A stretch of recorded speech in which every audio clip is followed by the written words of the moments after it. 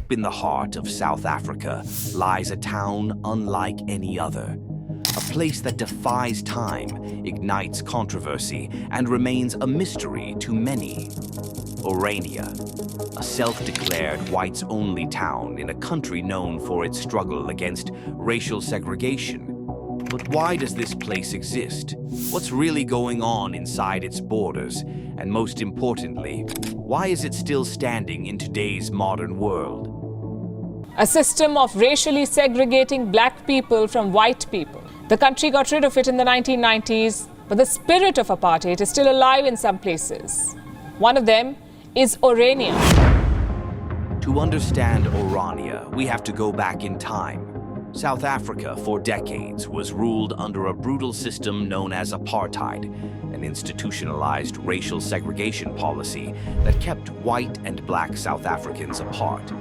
But in 1991, as apartheid crumbled and Nelson Mandela's freedom signaled a new era of democracy, a small group of Afrikaners decided to create their own town, one where their culture, identity, and way of life would be preserved forever. What about the Afrikaner enclave of Orania, which also uses race to determine who can be allowed to live in that community? The town of Orania was founded by Karel Boshoff, the son-in-law of former South African Prime Minister Hendrik Verwoerd, one of the architects of apartheid. But unlike the brutal laws of the past, Orania wasn't created to enforce oppression, at least not in the traditional sense. Instead, its founders envisioned it as a cultural homeland, a place where Afrikaners could govern themselves, speak their language, and maintain their traditions without interference. But here's the catch. Orania doesn't just preserve Afrikaner culture, it exclusively reserves the town for white Afrikaners only. No black South Africans live here. No non-Afrikaners are allowed to settle. And this raises the biggest question. Is Orania a racist town? Or is it just a unique cultural project?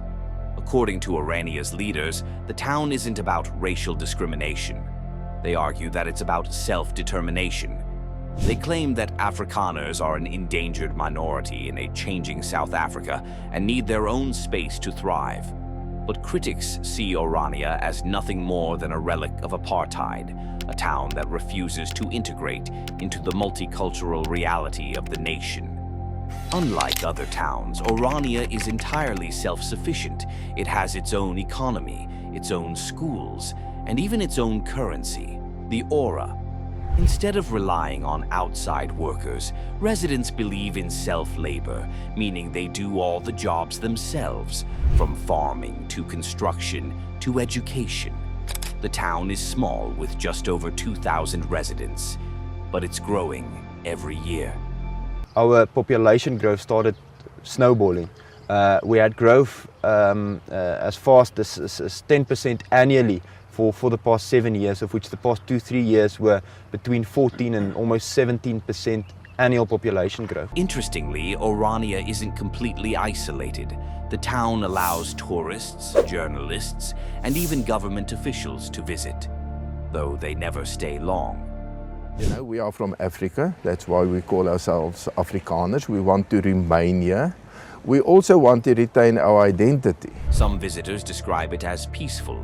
Others say it's eerie, almost like stepping into an alternate reality.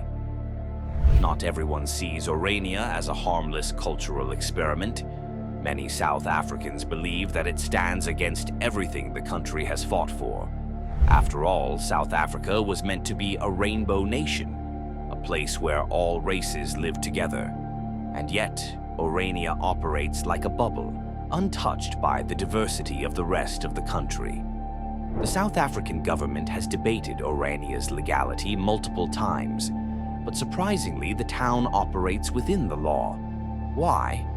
Because South Africa's constitution protects cultural communities. So, as long as Orania doesn't discriminate in government services, its exclusivity remains legal. So, what does the future hold for Orania?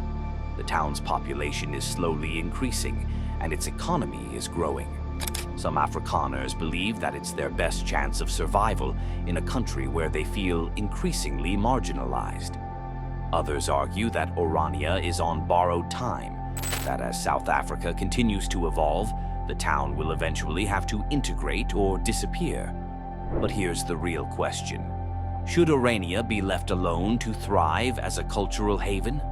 Or is it a dangerous step backward, keeping South Africa's wounds from fully healing? The answer, it seems, depends on who you ask. Love it or hate it, Orania is one of the most fascinating places in the world, a town that challenges the idea of unity in diversity. But as the world moves forward, can a town stuck in the past truly survive? That's a question only time will answer. If you found this story intriguing, don't forget to like, share, and subscribe for more eye-opening documentaries. What do you think about Orania? Let us know in the comments below.